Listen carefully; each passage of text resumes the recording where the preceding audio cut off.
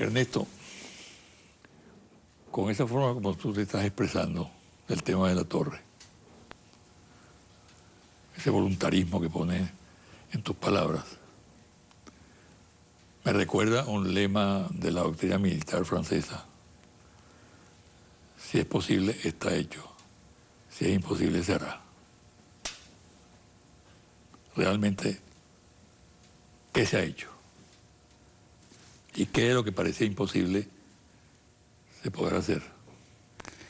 Parecía imposible que este problema de la ciudad se solucionara de manera pacífica.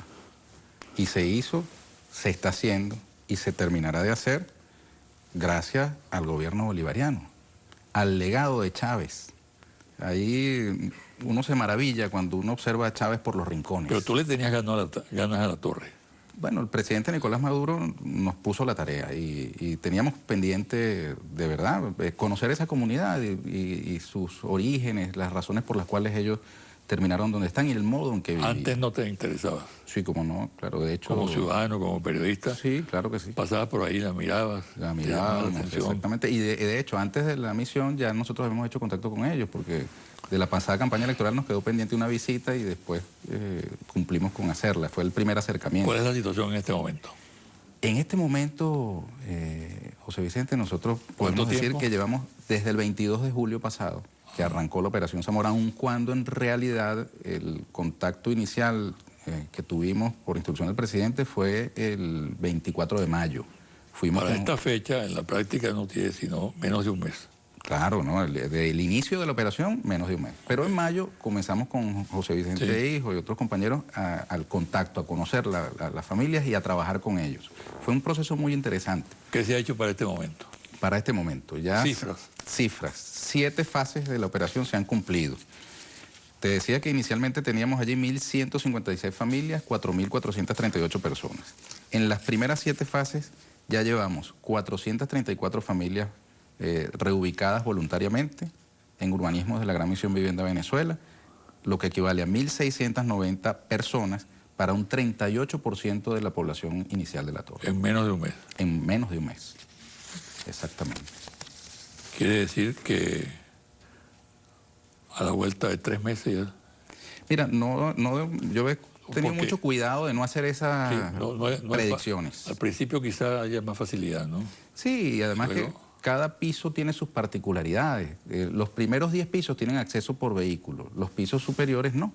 Entonces nosotros hemos tenido que ir mudando pisos inferiores para que las personas de los pisos superiores que no se decidan aún a mudarse puedan ser reubicados internamente en los pisos inferiores y poder nosotros entonces clausurar los pisos superiores. Al día de hoy tenemos ya clausurados 28, 27, 26, 25, 24, 23, 22 y 21.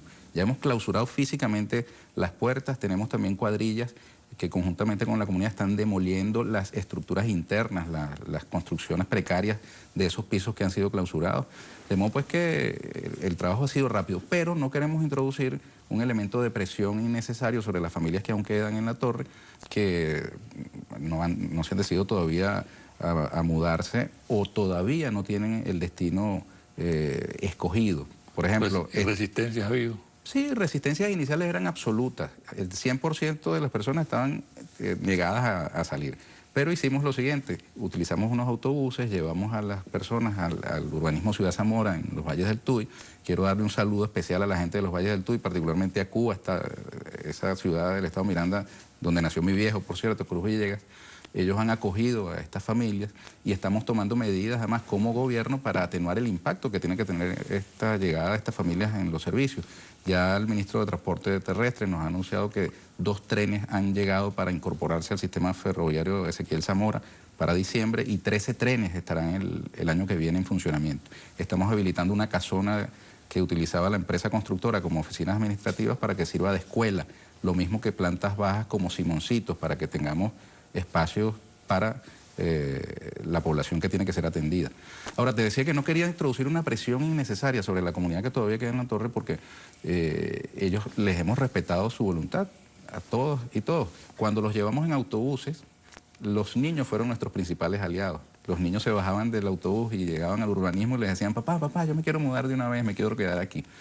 Y de 0 familias dispuestas a mudarse, ya al día de hoy hay 800 familias dispuestas a mudarse, de las 1.156 que existían inicialmente. Y el resto, con el mismo método Chávez, con el mismo método de reconocimiento, de diálogo, de respeto, de construcción colectiva de soluciones a problemas colectivos, nosotros estamos seguros de que podremos reubicarlas también y cumpliremos la misión al 100% y podremos decir que la torre con finanzas queda clausurada. Y la vinculación con el trabajo.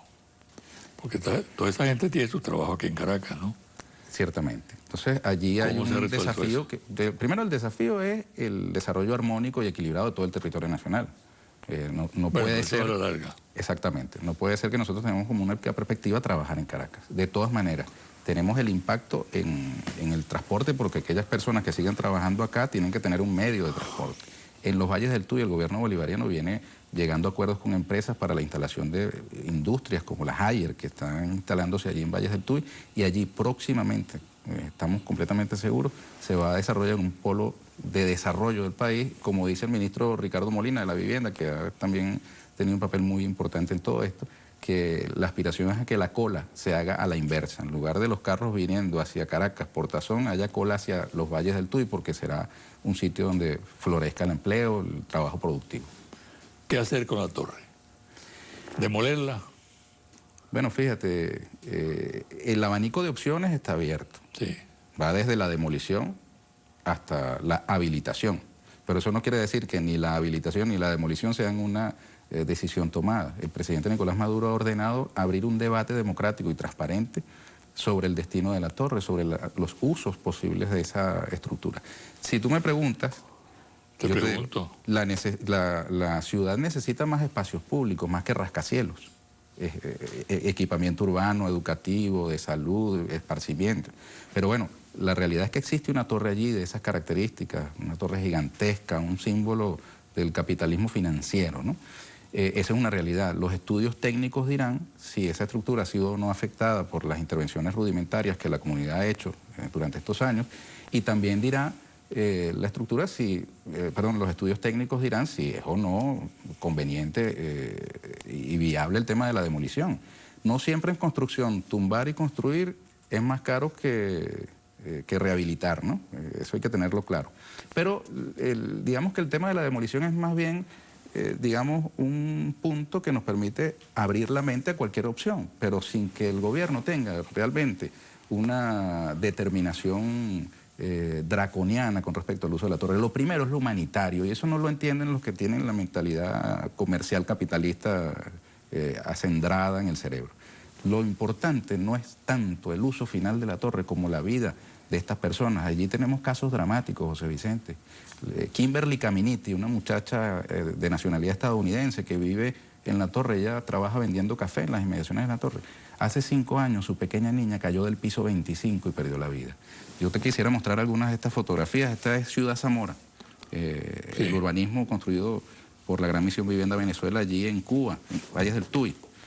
Estas son algunas imágenes de la torre por dentro, ¿no? Los pisos superiores. Aquí está la mudanza allá en Ciudad Zamora.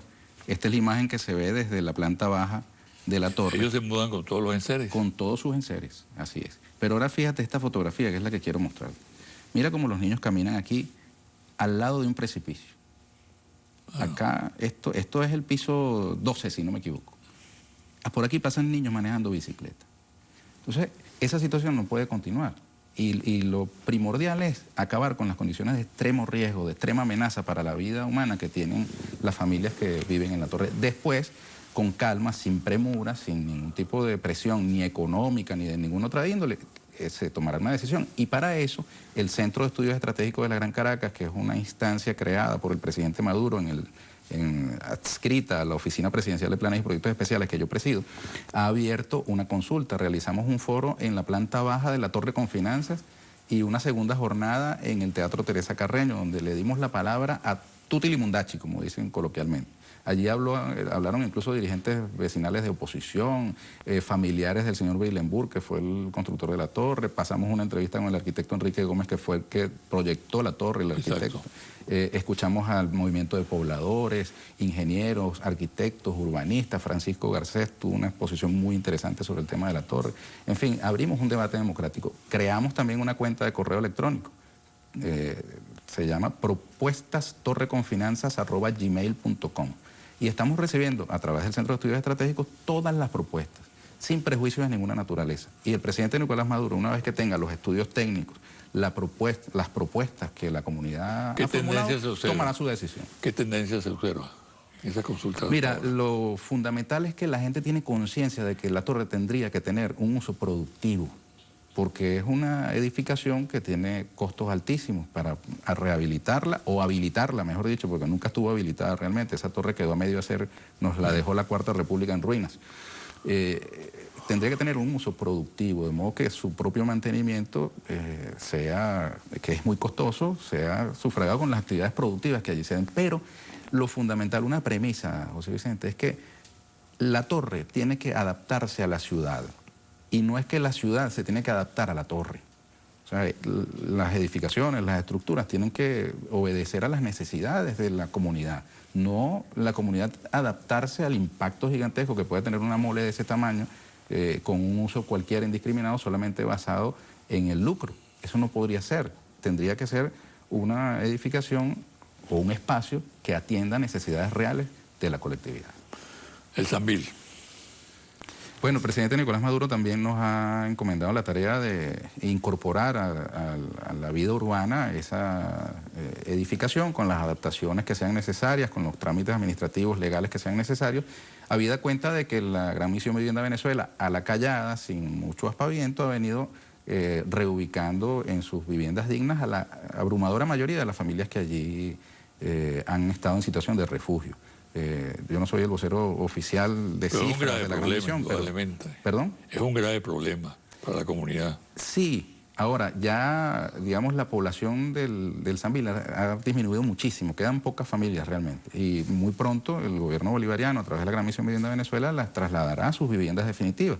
Entonces, esa edificación tendrá que incorporarse, insisto, con las adecuaciones que sean necesarias para que tenga un impacto positivo en la ciudad, a la vida urbana. Y la torre con finanzas, que queda diagonal al Sambil, conforma con esas dos edificaciones, conforman un conjunto urbano que tiene que ser estudiado e intervenido de manera integral, porque ahí hay asuntos que tienen que ver con la movilidad, con los servicios, digamos, el impacto que va a tener en la vida de la parroquia La Candelaria, la parroquia de San Bernardino, tiene que ser estudiado para que no sea una digamos, incorporación caprichosa y alegre, sino que sea una incorporación planificada y con todas las medidas que sean necesarias para que sea realmente positivo y no nos estemos arrepintiendo de haberle dado un uso u otro.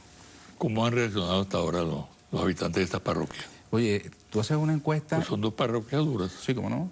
¿Cómo no? Es que yo he recibido palabras de respaldo en la tarea que el presidente Maduro nos ha puesto de parte de todos los sectores de la vida en la comunidad, particularmente en las parroquias San Bernardino y La Candelaria. Están muy contentos, pero fíjate tú, uno de los logros de este trabajo también ha sido la desestigmatización, la descriminalización de todas estas familias que allí habitan. En efecto, la torre con finanzas en un tiempo fue un hueco en la ciudad. Y en un hueco de esas dimensiones en la ciudad pasa cualquier cosa. Allí ocurrieron cosas terribles. Sin embargo, el propio poblamiento, el asentamiento de estas familias de manera estable allí, hizo que la propia comunidad purgara de su seno los elementos que no se atenían a las normas de convivencia que ellos tuvieron que establecer para poder tener una vida más o menos organizada, respetuosa. Y ellos, de verdad, por todas las referencias que he recibido, tanto de gente de dentro como fuera de la torre, lograron de algún modo una convivencia pacífica y armónica al interior de la torre. Y los elementos de la criminalidad, que yo no te puedo decir que no queden algunos, porque en todo grupo humano hay gente que desvía el camino, 4.438 personas son un mundo, ¿no? Pero la abrumadora mayoría de esa gente son gente de paz. Y te quería decir, el clamor de la gente de San Bernardino y de La Candelaria tiene que ver con el tema de la seguridad. Y es muy elocuente que cuando, por indicación del ministro de Interior y Justicia, Rodríguez Torres, anunciamos que íbamos a instalar un puesto de patria segura al pie de la torre, oye, la propia comunidad de la torre aplaudió. De modo que esa gente que aplaudía estaba también interesada en que mejoren los índices de seguridad en el país, particularmente en ese entorno, y que también dejen de achacarle a ellos la responsabilidad de cuanta cosa ocurra, porque eso también pasa en las ciudades, ¿no? Cualquiera que comete un delito, entonces inmediatamente era o es atribuido a la gente de la torre, y allí, como podemos ver en las fotografías, hay niños de todas las edades, hombres y mujeres trabajadores. Esta es fotografías de cuando hemos procedido a la clausura de los pisos. Aquí hay uno de estos habitantes de la Torre Confinanza. Este niño yo no lo puedo acusar de ser una alcabala de la muerte en la vida de nadie.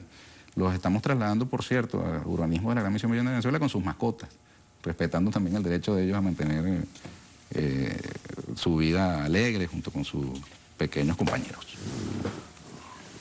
Tú eres un periodista político, o un político periodista, ¿no? Bueno, pero en todo caso, la política está en todo, ¿no? Todos somos políticos, seres políticos, Exacto. ¿no? Y todos somos comunicadores al final, realmente. También comparto eso. Ahora, el martes de esta semana que está terminando, se produjo prácticamente la división de la MUT, o de la oposición. Se instaló el Congreso de Ciudadanos que dirigen María Corina Machado y Leopoldo López, por un lado, y se abstuvieron de participar en Acción Democrática, Primero Justicia, Un Nuevo Tiempo. Creo que tú participas de la idea que el país necesita oposición. Claro. El gobierno necesita oposición, la democracia necesita oposición. Claro, oposición seria, responsable, no aventurera, golpista, terrorista. Esto puede ser desalentador para los fines de tener una oposición o puede ser un síntoma de que finalmente la oposición, una oposición seria, responsable, encuentra un carril para expresarse, para hacer una alternativa. Tenemos la obligación de apostar a que así sea. De manera sincera, franca, te digo que es necesario que factores que se proclaman democráticos en el seno de la oposición venezolana dejen de tener esa relación de dependencia frente a minorías muy poderosas que le imponen agendas al mundo opositor. Hemos visto, por ejemplo, este tema de la salida, la llamada salida, la guarimba, que... ¿Se cumplió? Se cumplió. Salieron algunos de la MUT. Exacto.